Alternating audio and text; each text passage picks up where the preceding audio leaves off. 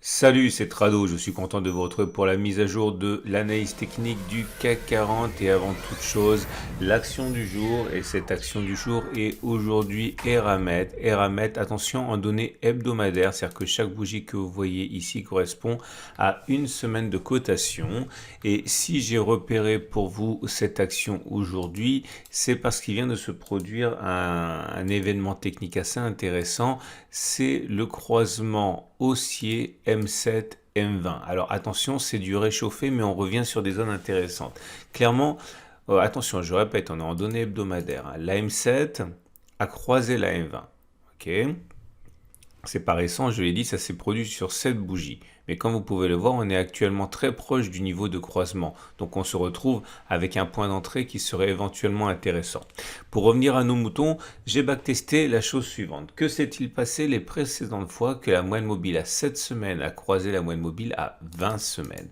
Et peut-on à partir de là envisager une stratégie qui permette de gagner de l'argent au regard de l'historique de Eramet? Et c'est parti. La première occurrence, eh bien, elle se produit ici. Attention, ce qui nous intéresse, ce sont les petites flèches que vous allez voir apparaître qui peuvent être vertes ou rouges. Ok, là pour l'instant elles sont vertes. L'idée c'est que dans la stratégie que j'ai décidé de backtester, j'ai regardé si au moment où on clôturait avec la M7 au-dessus de la M20, clairement sur cette bougie-ci, est-ce qu'on peut envisager qu'il faille parier, investir dans le sens de l'achat avec un stop loss en dessous du dernier creux récent. Ok, clairement, le dernier creux récent, il était là, il était à 48,2%, hein, ce n'est pas rien. Eh bien, peut-on viser au moins 48,2% avant d'avoir moins 48,2%? Et vous voyez, absolument, on a même fait le double, on a même à un moment cherché 95% de hausse, hein. Donc attention, hein, ce sont des trades qui impliquent des baisses potentielles importantes. Donc bien sûr, il faut adapter la taille de la position. Vous n'avez pas forcément envie de perdre 50% ou 30 ou 40% sur des positions trop importantes. Il y a un nouveau succès ici, comme vous pouvez le voir. Le croisement a eu lieu sur cette bougie. La distance au stop loss pour Eramet était de 44,81. Pouvait-on envisager de faire plus 44,81% avant de faire moins 40,81? Et vous voyez que oui, puisqu'au pire, on a perdu quand même 40%. Il fallait avoir les nerfs et les reins solides avant de voir les cours augmenter et puis faire plus de 100% doubler. Ok, donc c'est encore un succès, c'est le sens du pouce de la flèche verte. Je vais défiler parce que c'est facile, mais d'abord je vais développer ici cet échec puisque le croisement a eu lieu sur cette bougie-ci, là. Non, ici. Est-ce qu'on pouvait espérer atteindre la distance au dernier creux 26% au-dessus avant de faire moins 26%? C'est l'idée du backtest, mais là ça a été un échec. Vous voyez, on a été déclenché sur cette bougie ici. Ça aurait été une perte de 26% du capital. J'insiste, hein, il faut donc éventuellement, si vous êtes intéressé, adapter la taille de votre ligne, hein. Encore un succès. Encore un succès. Un échec. Un succès, un échec, un succès, un échec, encore un succès, encore un échec, un succès, encore un succès, encore un succès, encore un succès, encore un succès, encore un succès, encore un succès, un échec, un deuxième, un troisième échec. Et encore un succès, encore un échec, un succès, un échec, un succès, un échec. Et on est à l'origine de la cotation de Eramet qui est en 1995. Et au regard de ce backtest, on voit que eh bien, ça, sur 29 occurrences, ça aurait fonctionné 18 fois et échoué 11 fois, autrement dit un taux de réussite de 62%. Maintenant, ça veut dire quoi en substance, hein? Ça veut dire que ça fonctionne plus souvent que ça n'échoue. Maintenant, le croisement auquel on a assisté, c'est ce qu'on appelle dans le jargon de l'analyse technique un croisement haussier fort. C'est-à-dire qu'avant le croisement, vous voyez, la M7 montait déjà et la M20 montait déjà. Et ça, généralement, ça a des effets plus forts, c'est plus rare, hein, mais ça a des effets plus forts. Donc j'ai regardé ce qui se serait passé si on avait adopté cette stratégie, mais en regardant uniquement les croisements haussiers forts. Et j'ai regardé ce qui se passait si on visait une fois le risque, puis après 2 fois le risque, puis après 3 fois le risque. Alors si vous débutez, c'est un peu compliqué pour vous, mais sinon ça vous semble très simple parce que vous êtes des habitués. C'est le sens des petits pouces verts et des petits pouces rouges. Regardez, il n'y a rien pour l'instant. Première occurrence, elle est Dis donc, c'est très très loin. Voilà, ici. Et ça commence fort puisque ça commence avec un échec. Il fallait remonter à 2010, hein, il y a 11 ans pour voir la première occurrence. Donc vous voyez sur cette bougie-ci, eh bien, au moment du croisement M7-M20, on avait la M7 qui, avant le croisement M7-M20, on avait déjà la M7 qui montait, la M20 qui montait.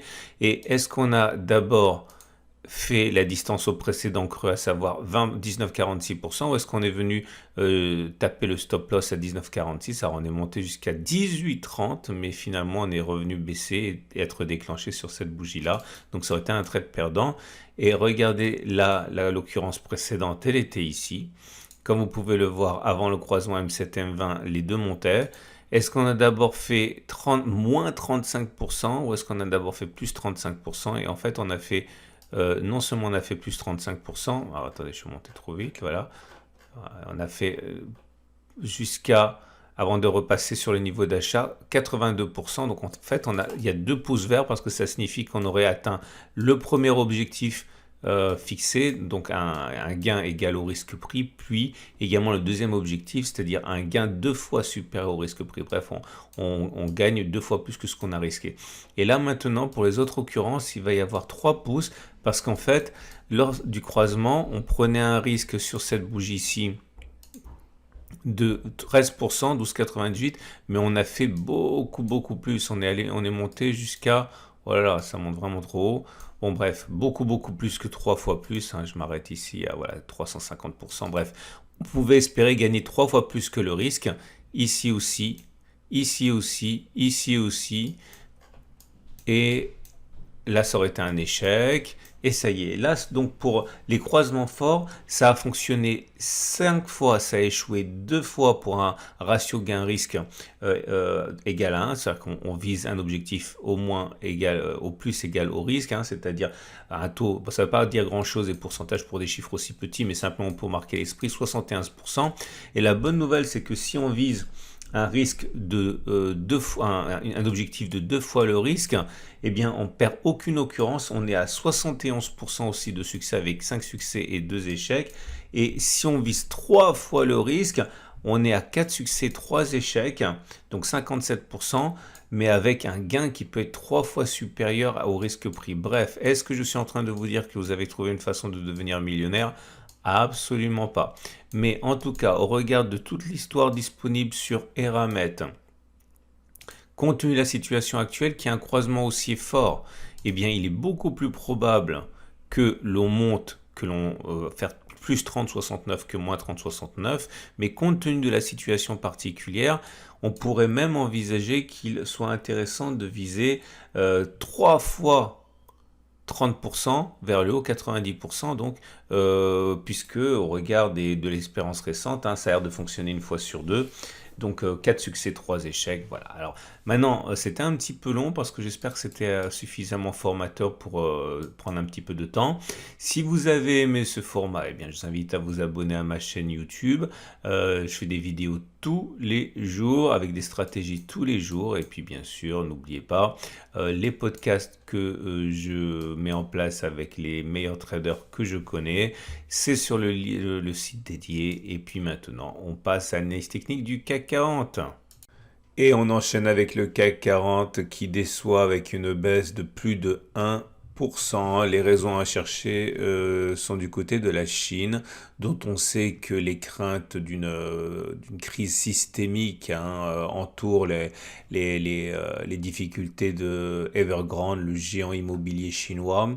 Nous avons également des chiffres d'activité provenant de l'empire du milieu qui sont décevants, avec une progression de seulement 5,3%, ce qui est faible pour la Chine. Bref, dans un contexte où les marchés ont énormément progressé depuis un an et aussi depuis le début de l'année, eh bien il en faut plus pour donner aux investisseurs l'envie de s'exposer et d'acheter, et la sécurité, la prudence l'a emporté avec une correction d'1% qui nous amène à sortir du triangle symétrique. Alors ce triangle symétrique, on savait très bien qu'on ne savait pas de quel côté il allait sortir, hein, c'était d'une chance sur deux à peu près, mais on peut s'attendre maintenant à ce qu'une accélération baissière apparaissent. Alors, il faut faire le tour de tous les éléments baissiers. On a ce triangle symétrique avec pour objectif d'aller chercher les points auxquels on a raccroché la partie basse du triangle. Bon, le premier c'était facile, a déjà été touché. Le deuxième, il est là, hein, ça correspond à 6556.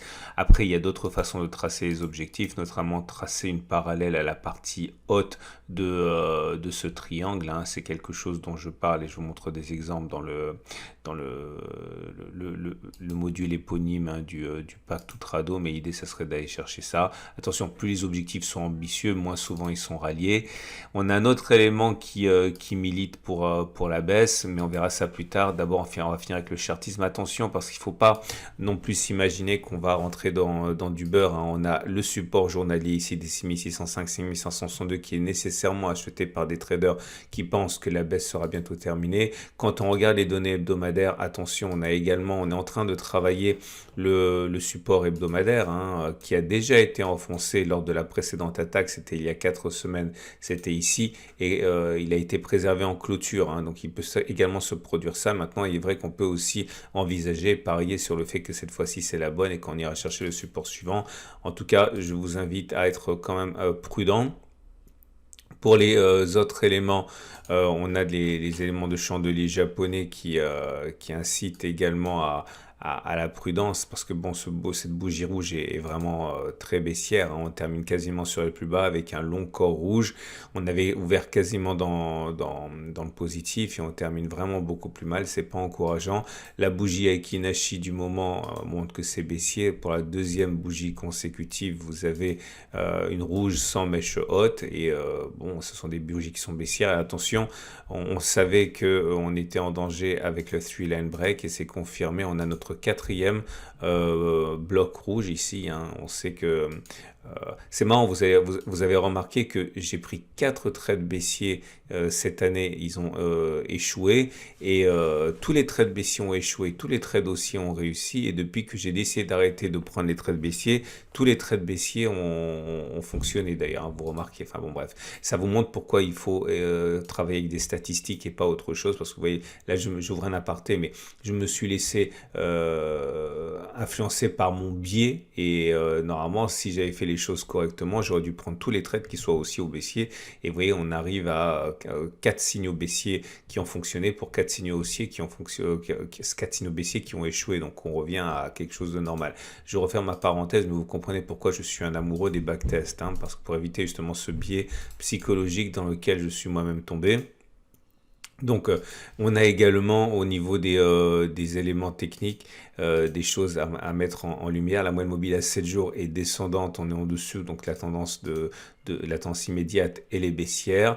La moyenne mobile à 20 périodes est également baissière, on est en dessous, donc la tendance générale est baissière. Attention à la M50 qui est maintenant cassée. Alors attention, moi j'aime bien pour ces moyennes mobiles lourdes, on va dire, hein, des bougies de confirmation, parce que vous voyez, ça, il arrive que ce soit des fausses cassures, comme ça a été le cas ici. Donc on va attendre quand même une bougie de confirmation, surtout que les marchés américains sont montés, hein, donc ça également ça va jouer en défaveur des baissiers à l'ouverture au moins. La moyenne mobile à 200 jours, elle est ascendante, donc la tendance de long terme, pas de doute pour l'instant, elle est toujours haussière. Attention, je l'avais déjà dit hier, mais le pair T-band n'est plus haussier. Il a été haussier depuis le 25 juillet. Là, on est revenu sur le niveau auquel on est passé haussier. Mais c'est pas nouveau, ça fait trois séances, hein, que je vous dis que la tendance donnée par l'indicateur est maintenant n'est plus haussière. On a d'autres éléments à prendre en considération, mais ça se passe au niveau des bandes de Bollinger. Et regardez, attention, ça y est, la tête de chat est formée. Et on peut dire que le chat est en train de tirer la langue. Et on a un T1, c'est-à-dire une clôture en dessous de la Bollinger inférieure. Mais attention, pour avoir backtesté ça, vous vous souvenez, hein, les T1, c'est-à-dire les clôtures en dessous de la Bollinger inférieure, fonctionnent moins bien à la baisse qu'à la hausse. Donc ça, normalement, c'eût été une action, j'aurais pensé, je vous aurais dit que, attention, on a plus de chances de terminer en dessous en dessous de la Bollinger inférieure qu'à l'intérieur des bandes de Bollinger, mais pour le CAC 40 à la baisse, c'est à peu près du 1 sur 2. Donc il faut vraiment faire l'effort de backtester également. C'est votre argent, hein. Si vous voulez vraiment mettre les choses de votre côté, il faut backtester, hein. Et on a également l'autre élément, mais ça se passe au niveau des indicateurs techniques. Alors, non, je vais m'en parler du SAR d'abord. Attention, alors ça y est. Alors ça, c'est un clin d'œil à ce qu'on a pu dire pendant des semaines et des semaines. J'avais dit, attention, la baisse est programmée du fait que on avait clôturé en dessous du super trend sur cette bougie et que 9 fois sur 10 lors des précédentes occurrences, on clôturait plus bas que sur cette bougie. On y a cru que ça n'allait pas se produire, mais finalement ça s'est bien produit. Vous voyez bien, on clôture bien aujourd'hui plus bas que la clôture de la bougie de cassure du super trend. Donc une fois de plus, encore une fois, c'est un éloge au backtest, puisque voilà, on ne sait pas ce qui va se passer. Pour ce coup-ci, c'était la Chine. Ça aurait pu être autre chose, mais voilà, on arrive à aller dans le sens du backtest. Donc ça, c'est pas surprenant non plus. Attention, le SAR vient d'être cassé à la baisse aussi. Et quand on casse le SAR à la baisse, il est plus plausible que l'on clôture. C'est comme pour l'histoire du super trend, que l'on clôture plus bas que cette bougie-là, qu'on ne le fasse pas. Les autres indicateurs techniques, bon, pas grand chose à annoncer. Je vous avais alerté sur la possibilité d'avoir un signal aussi lorsque courbe Kopok passerait au-dessus de 0. Ben voilà, on a attendu un petit peu pour rien, mais on en est prêt, hein. À un moment ou à un autre, ça va passer au-dessus et on a déjà backtesté, autant avoir un coup d'avance. Là, pareil, hein, on avait en son temps backtesté le non-croisement baissier MACD signal dont on savait que ça pouvait être puissant. Voilà, ça a tergiversé un peu puisque le signal a été donné il y a plusieurs semaines maintenant. Mais voilà, on a bien eu la baisse importante que l'on attendait depuis le backtest. Ce qui nous amène pour terminer à l'Ishimoku. Et l'Ishimoku nous dit que c'est médiocre, hein. Alors, la tendance de fond donnée par le nuage est toujours neutre, on va dire, hein, enfin haussière, légèrement haussière. La SSB est plate. Le nuage est bleu. Bon, certains jugent que c'est neutre. Je fais partie de ces gens-là, hein. Quand la bougie est dans le nuage, hein, c'est une sorte de préliminaire à la neutralité qui va être donnée par le twist, hein, et c'est souvent le cas. Le fait qu'on clôture dans le nuage incite beaucoup de traders Ishimoku à dire que c'est neutre. Encore une fois, il y a plusieurs façons de juger de la neutralité de la tendance en Ishimoku. En tout cas, c'est pas baissier, mais c'est pas très bon. On est en dessous de la Tenkan qui descend, donc la tendance immédiate elle est baissière. On est en dessous de la Kijun, mais la Kijun est plate, donc la tendance générale est neutre. Et on savait que la baisse guettait depuis qu'on avait cassé cette oblique, souvenez-vous. Elle sert à ça à Higginspan, hein, en gros, hein. Et c'est vrai qu'en ce sens, les traders Ishimoku, c'est rien de magique, hein, c'est simplement que les traders Ishimoku et les algos se sont lâchés, quoi, hein, et ont appuyé dans le sens de la baisse. Donc voilà, c'est pas surprenant non plus. Et ce qui nous amène au trade du jour. Alors, que peut-on faire? Alors, si vous êtes haussier, ok, si vous êtes haussier, vous avez un excellent point d'entrée ici maintenant, puisque voilà, si vous mettez un objectif qui est d'aller chercher la prochaine résistance ici à 4,68 ou même la résistance intermédiaire ici des 3%, vous mettez un stop en dessous du support, un support assez large comme ça, un stop loss assez large à 1%, vous avez des ratios gain-risque de 1 pour 3 à 1 pour 4. Hein. Si vous êtes baissier, vous pouvez bien sûr spéculer à la baisse, hein. Le danger est toujours le même, hein. C'est qu'on est toujours dans un support hebdomadaire qui peut être respecté d'ici vendredi soir, dans un support journalier qui peut être acheté pour une raison ou une autre par les traders. Mais bon, si vous mettez un stop, par exemple, au cas où on repasserait au-dessus des plus hauts récents là, à 2,12% et que vous visez 2,12%, vous pouvez même viser retour sur le support hebdomadaire. Ici, maintenant, à 2,9, vous avez un ratio gain qui est super 1, ça se tient. J'aime pas ça parce qu'on est sur des supports. Enfin, j'aime pas ça dans le format que je propose ici pour ceux qui apprennent l'analyse technique et le trading. C'est pas pour ça que je le fais pas dans la vraie vie, mais ce sont des trades qui sont forcément plus dangereux que les autres lorsque l'on trade dans le sens du vide plutôt que dans le sens des obstacles, hein. Voilà ce qu'on pouvait dire. Quant à moi, vous le savez, hein, je suis rentré sur ici, une fois ici, ma demi-position là, ma deuxième demi-position ici, j'ai un stop juste en dessous à 6548 je crois, mais bon, c'est sûr que je me fais pas énormément d'illusions pour ce trade. Voilà, à demain pour la mise à jour et n'oubliez pas l'analyse technique de l'or.